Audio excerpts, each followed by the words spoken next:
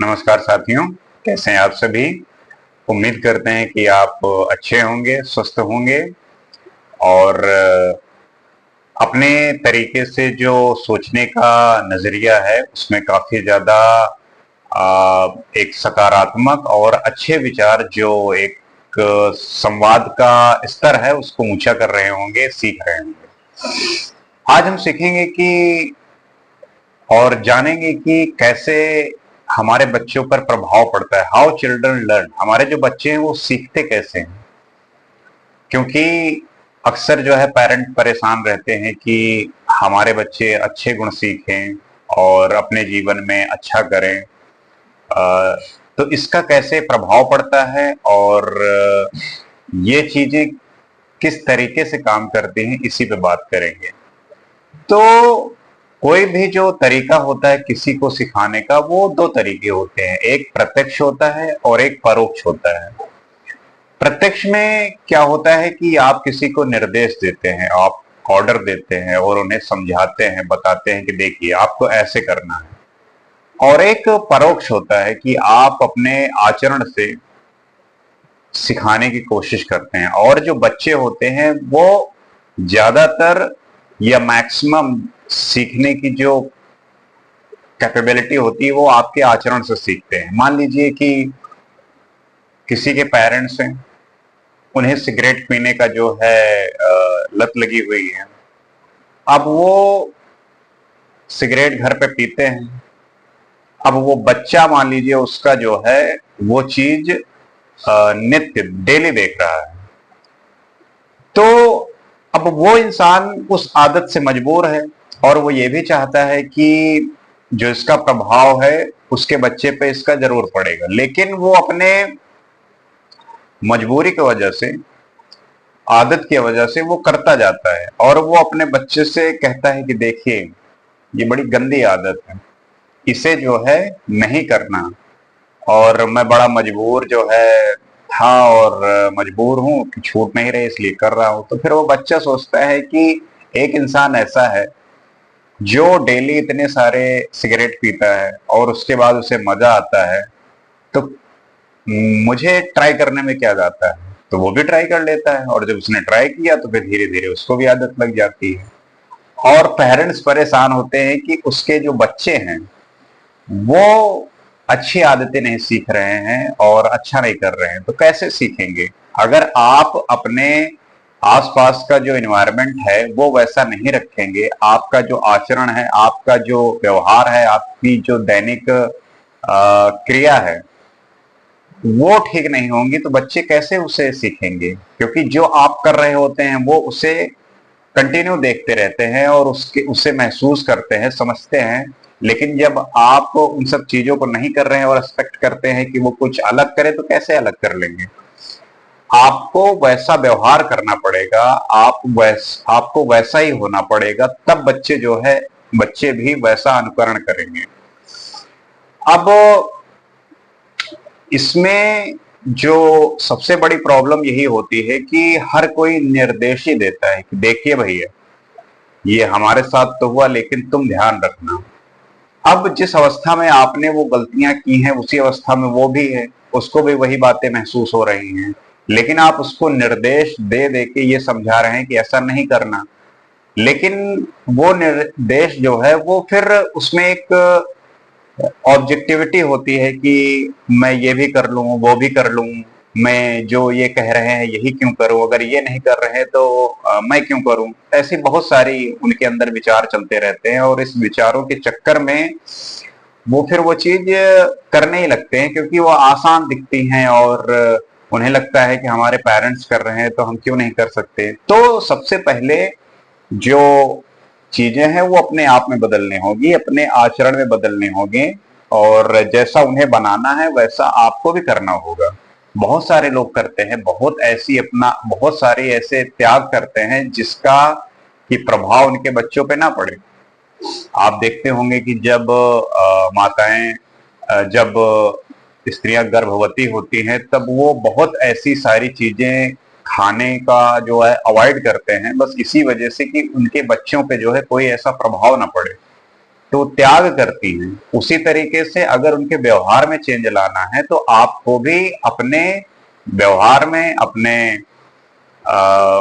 बात बात से और कृत्य से, हर तरीके से वो सारे चेंजेस करने पड़ेंगे जो उनके लिए सही हो, उपयोगी हो। और जब आप उनके लिए एक मानक स्थापित करने की कोशिश करेंगे तो इसमें आपके भी स्वभाव में सुधार होगा, क्योंकि कोई इंसान कितना भी मैच्योर हो, समझदार हो, वो गलतियां करता रहता है जानने में, मतलब उसे लगता है कि हाँ ये चीजें ठीक है, चल रही हैं, लेकिन वो ठीक नहीं होती है, वो बच्चों पर प्रभाव डालती हैं। तो लोग अपना जो व्यवहार है या जो चीजें कर रहे होते हैं उसमें वो परिवर्तन लाते हैं।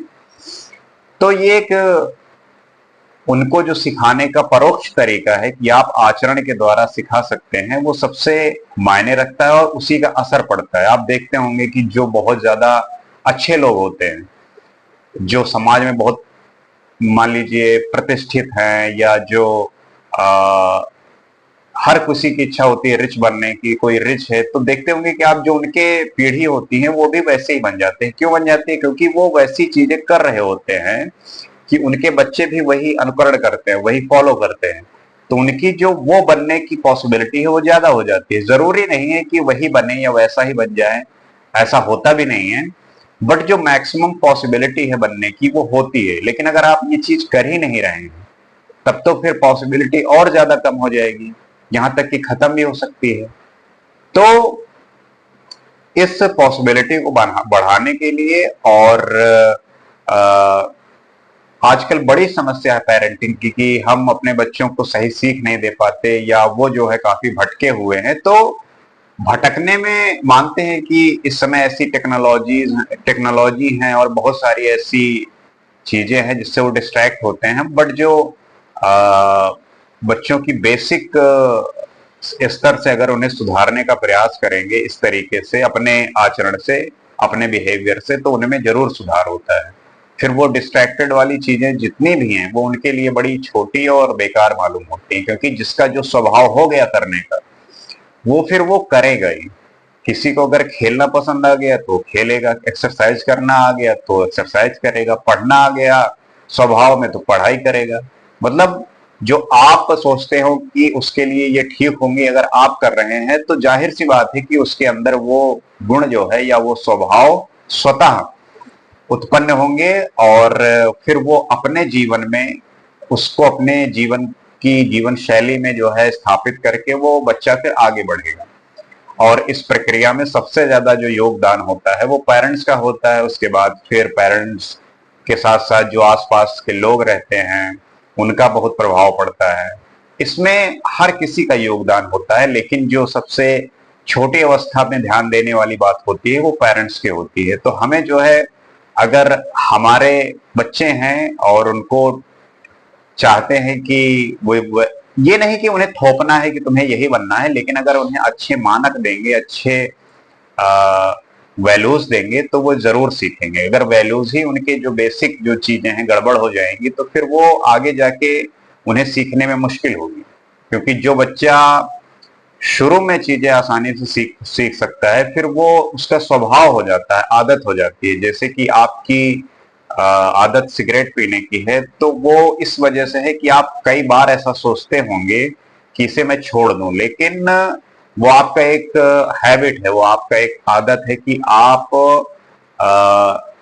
ना चाहते हुए भी पीते हैं, क्योंकि वो आपके दिनचर्या का जो है पार्ट बन गया है, और आप उसको नित्य करते रहते हैं, चाह के भी नहीं छोड़ पाते। तो जब बच्चे के अंदर वो बेसिक चेंजेस में वही सब चीजें होंगी जो आप सिखा रहे होंगे, तो फिर वो अपने आदत से वो मजबूर होगा और वो सारे जो वैल्यूज हैं उस पर काम करेगा और वही करता जाएगा।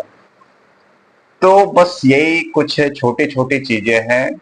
छोटी क्या, अगर आप इसको ध्यान से देखें तो बहुत बड़ी चीजें हैं, और इसके लिए आपको सेक्रीफाइस करना पड़ेगा, थोड़ा त्याग करना पड़ेगा, और चीजों को बड़े सही तरीके से उनको ये निर्देश न दे कि अपने आचरण से, अपने व्यवहार से आप दूसरे के प्रति, अपने ही लोगों के बीच में कैसे आपका बर्ताव है, वो सब वो ऑब्जर्व करते हैं, और उसी को फिर वो बाद में वो भी वैसा ही बिहेव करते हैं।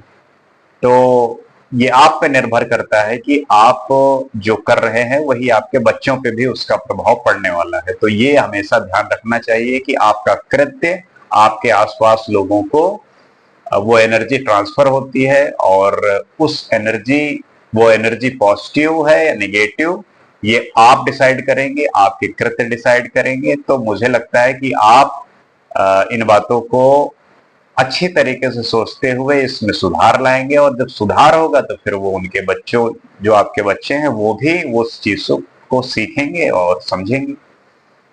तो उम्मीद करते हैं कि बात समझे होंगे और इस पे चिंतन करेंगे, और अगर ऐसी कोई भी आदत है तो इसमें जो है सुधार करेंगे। नमस्कार।